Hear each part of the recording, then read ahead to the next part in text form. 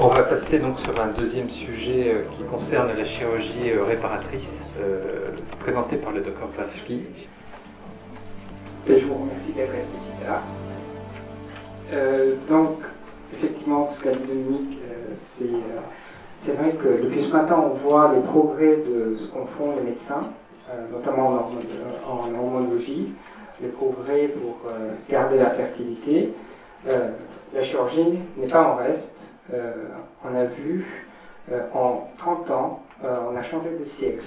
Et c'est pas une image, on est passé du Moyen-Âge à une chirurgie qui est très spécialisée, très spécialisée, qui est une chirurgie scénologique faite par des chirurgiens qui font du cancer du sein.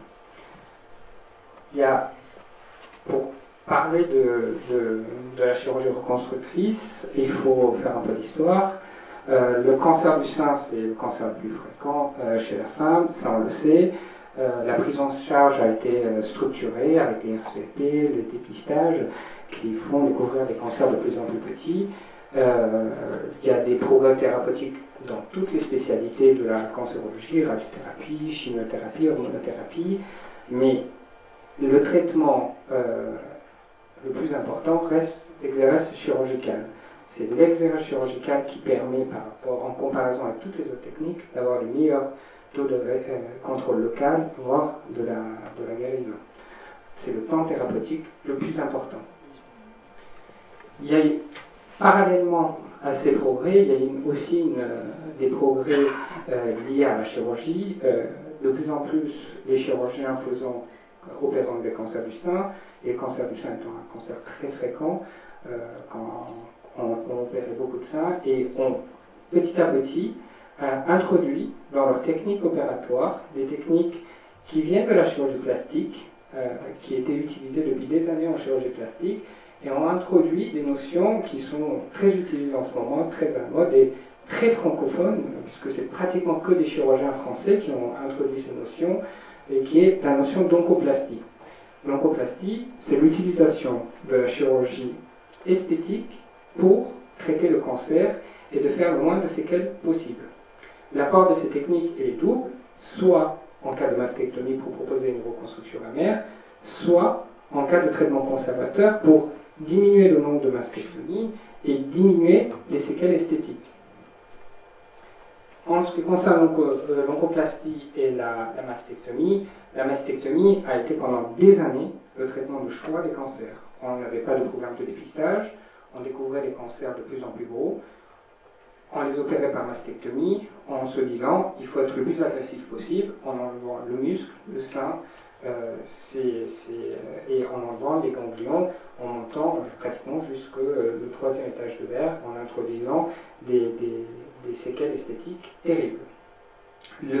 L'association de la tumorectomie et la radiothérapie a nettement fait chuter les indications de mastectomie. En ce moment, le taux de mastectomie en France est entre 20 et 25%. La question qui se posait après, est-ce qu'il faut faire cette reconstruction immédiatement ou est-ce qu'il faut la faire de façon différente? C'est-à-dire, est-ce qu'on enlève le sein, on donne un volume, ou est-ce qu'on enlève le sein et on reconstruit longtemps après la radiothérapie, moins un an après la radiothérapie? Le chirurgue dépend de trois questions. La reconstruction immédiate peut-elle retarder la mise en route du traitement? C'est la question qu'on a le droit de se poser. Si on sait à l'avance qu'une patiente va avoir une chimiothérapie, est-ce qu'on peut lui imposer une reconstruction mammaire avec des troubles cicatriciels qui font retarder la chimiothérapie? On peut vivre sans sein, mais si une chimiothérapie est indiquée, c'est qu'elle va lui sauver la vie. Donc retarder cette chimiothérapie peut m'empêcher de dormir. Puisque c'est agréable de dormir.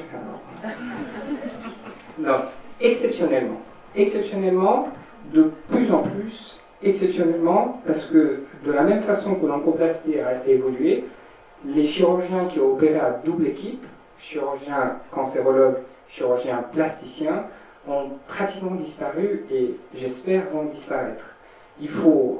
C'est ce qui fait que si vous mettez dans une cuisine deux cuisiniers, vous aurez un plat trop salé ou trop sucré.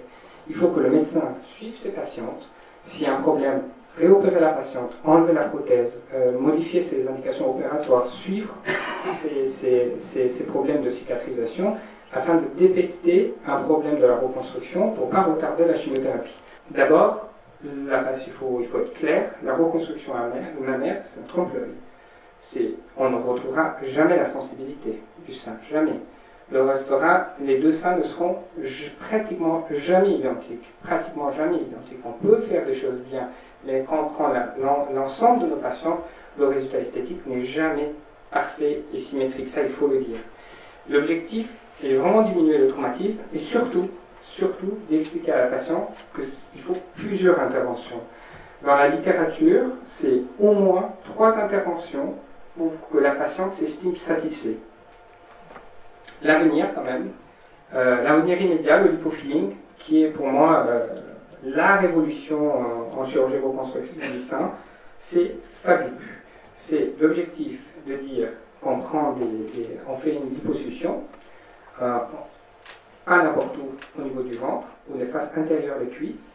On centrifuge le produit de la liposuction, on sépare le sang des cellules graisseuses, des adipocytes, et on injecte les adipocytes afin de, 2 objectifs, remplir les zones qu'on ne pouvait pas remplir avec une prothèse, notamment les cadrans internes, donc les remplir petit à petit, et surtout récupérer les séquelles de traitement esthétique, les méplaques qui existent après une chirurgie conservatrice, on peut les récupérer, et surtout, en cas de coque, après chirurgie de prothèse, ça permet de récupérer la grande majorité des coques. C'est une révolution. Donc, en conclusion, le traitement chirurgical qui était pendant très longtemps binaire, mastectomie, tumorectomie, a complètement changé, mais en moins de 10 ans. L'oncoplastie, ça date il y a 10 ans. À mon sens, on fait beaucoup trop de mastectomie. On peut nettement diminuer le taux de mastectomie avec ces incisions. Et on a vu les progrès qu'on a fait en reconstruction mammaire immédiate. Je m'arrête pour les questions, si vous permettez, après. Comme ça, je laisse Laetitia parler de la tatouage de l'aréole. Et comme c'est l'intitulé de la présentation, c'était une reconstruction mammaire, on peut vivre sans sein. On peut vivre sans sein, et on a des prothèses de mammaire externes qui sont de plus en plus performantes. C'est pour ça que je demande à Mme Lafont qui vend des prothèses de mammaire externes de nous en dire un mot, parce que, encore une fois, la chirurgie n'est pas obligatoire.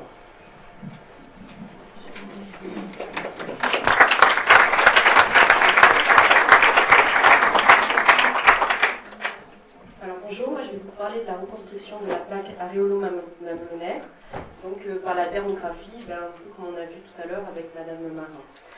Donc,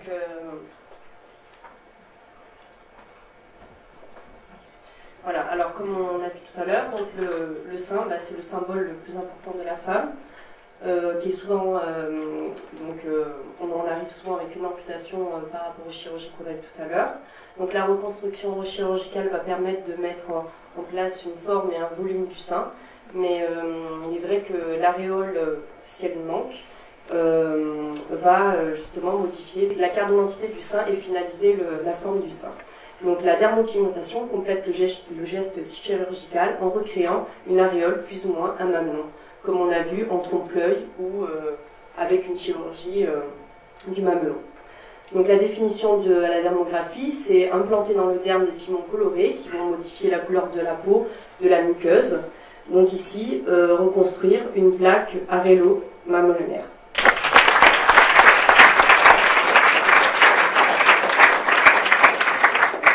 Merci. Est-ce qu'il y a des questions dans la salle? Alors on va faire venir Madame Lafont par rapport aux prothèses externes chez les patients qui ne désirent pas de reconstruction aréolaire et mamelonnaire. C'est là. Bonjour, donc je suis pharmacienne orthopédiste à Nice et moi j'ai choisi de vous présenter un film concernant la reconstruction temporaire externe à l'aide de prothèses. Il est bien évident que tout ce que vous venez de voir c'est presque parfait. Nous ce qu'on propose avec la reconstruction externe c'est parfait quand on est habillé. Donc c'est pas du tout le même usage de la prothèse que nous proposons. Par contre, c'est absolument non traumatisant. Et ce qu'il faut savoir, c'est que lorsque vous avez une femme qui a une mammectomie, elle est parfois contente de pouvoir donner le change au regard des autres à l'aide d'une prothèse externe. Donc déjà, dans cet intervalle de temps, en attendant la reconstruction, on peut déjà envisager quelque chose qui permet de vivre mieux. Donc c'est une patiente qui s'est prêtée au jeu d'un petit film que nous avons réalisé dans mon officine.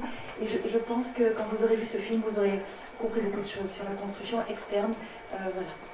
Allez-y.